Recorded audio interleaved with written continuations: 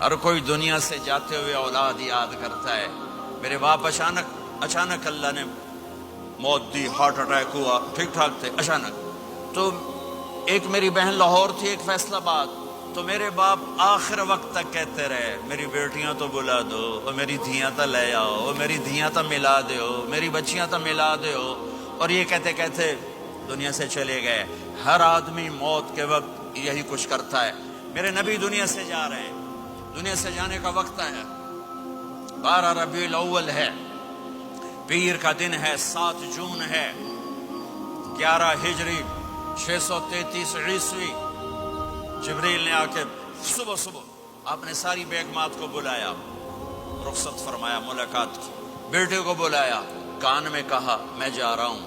وہ رونے لگی، رو نہیں، سب سے پہلے تیری میری ملاقات ہو گئی. 6 ماہ بعد بیٹی بھی پہنچ گئی باپ کے پاس. پھر داماد کو بلایا، ان کا سر اپنی گود میں رکھا، کمر پہ ہاتھ پھیرا، دعا دی، رخصت فرمایا. آخر میں اپنی آنکھوں کی ٹھنڈک کو بلایا. کون؟ حسن اور حسین. کہ میری آنکھوں کی ٹھنڈک حسن اور حسین، میرے جنت کے پھول حسن اور حسین. یوں لیا اور ساتھ ہی آنسو ٹپ ٹپ ٹپ ٹپ ٹپ ٹپ. بیویوں کو جدا کیا، آنسو نہیں. بیٹی کو جدا کیا، آنسو نہیں. داماد کو جدا کیا، آنسو نہیں. جب بچوں کو جدا کرنے لگے تو یوں آنسو. ایک کو زہر میں تڑپتے دیکھا، ایک کا کٹا سر نیزے پہ چڑھتے دیکھا تو آنسو رک نہیں سکے. دعا نہیں کی، ہاتھ نہیں اٹھائے، اللہ کی تقدیر کے سپرد کر دیا. اولاد کو ذبح ہونے کے لیے تیار کر لیا کہ کل میری امت اولاد کے پیچھے جھوٹ نہ بولے، رشوت نہ لے، حرام کاروبار نہ چلائے، دھوکہ نہ دے، فراڈ نہ کرے. بچوں کو کہاں سے کھلائیں، بچوں کو کہاں سے پلائیں؟ کہ یہ میرا حسین کا سر کٹ کے نیزے پر چڑھا ہوا ہے. جب سب چلے گئے تو جبریل آ گئے. آپ نے فرمایا کیا ہوا؟ خاموش کھڑے تھے. کہ موت کا فرشتہ دروازے پر ہے، اندر آنے کی اجازت چاہتا ہے. اپنے نبی کا مقام دیکھو، موت بھی پوچھ کے آتی ہے.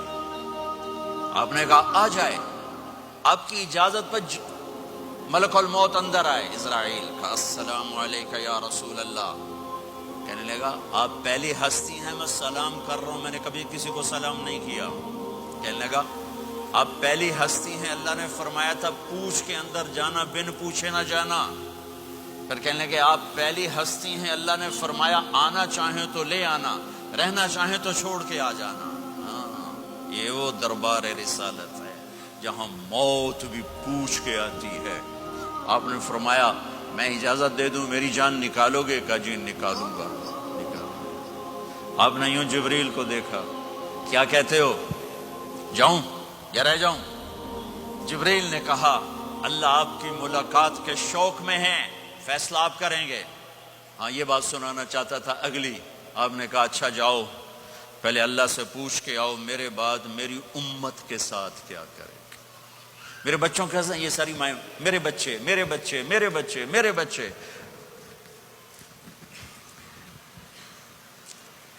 میرے نبی کو تو پتا تھا کہ یہ تڑپ تڑپ کے ایک زہر میں جائے گا اور ایک کا سر کٹ کے نیزے پہ چڑھے گا. کیوں نہیں ان کے لیے ہاتھ اٹھائے؟ ہمارے لیے کیوں روئے؟ کہ جاؤ اللہ سے پوچھ کے آؤ میرے بعد میری امت کے ساتھ کیا کرے گا، میں پھر جواب دوں گا. جبریل واپس گئے، موت کا فرشتہ کھڑا ہوا ہے. جواب آیا یا رسول اللہ آپ کا رب کہہ رہے ہیں آپ کی امت کو تنہا نہیں چھوڑوں گا.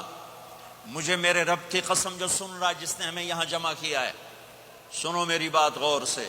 اگر میرے نبی یہ سوال نہ اٹھاتے تو آج میں اور آپ بھی بندر خنزیر میں بدل چکے ہوتے. میری اور رب کی کوئی رشتہ داری نہیں ہے.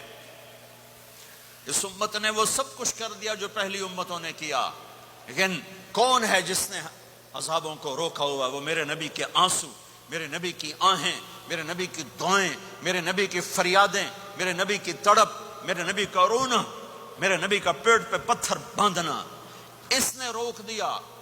کوئی نبی جاتے ہوئے امت کے لیے نہیں رویا. واحد نبی ہیں جو جاتے ہوئے امت کے لیے روئے، میری امت میری امت میری امت.